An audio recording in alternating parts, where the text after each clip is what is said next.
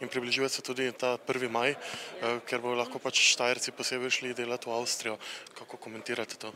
Ja, to je pravzaprav dosti, to je pomembna podatek. S 1. majem se dejansko odpira, ni več omejitev glede zaposlovanja tudi slovenskih državljanov v Avstriji in verjetno se bodo pač naši ljudje odločali, seveda, če bodo lahko našli zaposlitev v Avstriji. Seveda, kako naj to komentiram?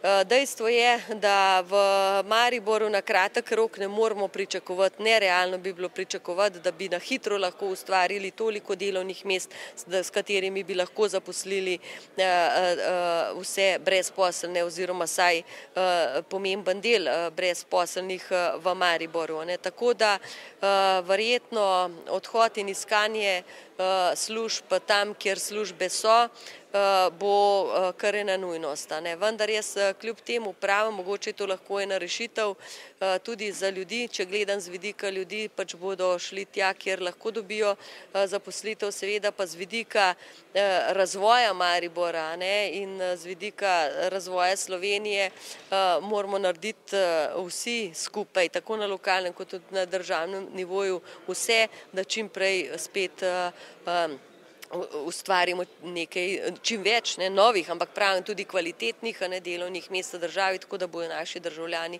lahko delali doma. Pričakujete, da bo šla delovna sila z Maribora?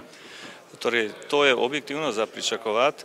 Jaz pa mislim, da z tem naložbenim investicijskim ciklusom, ki ga prinaša Evropska prestolnica kulture in ki ga prinaša univerzijada in nekatere druge dejavnosti in vse dejavnosti, ki jih vodimo na področju nekih spodbujanj, strategij, mednarodnih projektov, da bo možno seveda pritegniti nekaj ljudi tudi nazaj, tudi če bodo nekdaj šli ven. Seveda pa tisti, ki so ozko specializirani v svoji stroki, tisti bodo iskali svojo zaposlitev primarno tam, kjer jo bo nekdo ponujal, šele na to pa v Mariboru. Seveda pa za nas pomeni to izpad prihodkov, torej izvirnih prihodkov proračuna.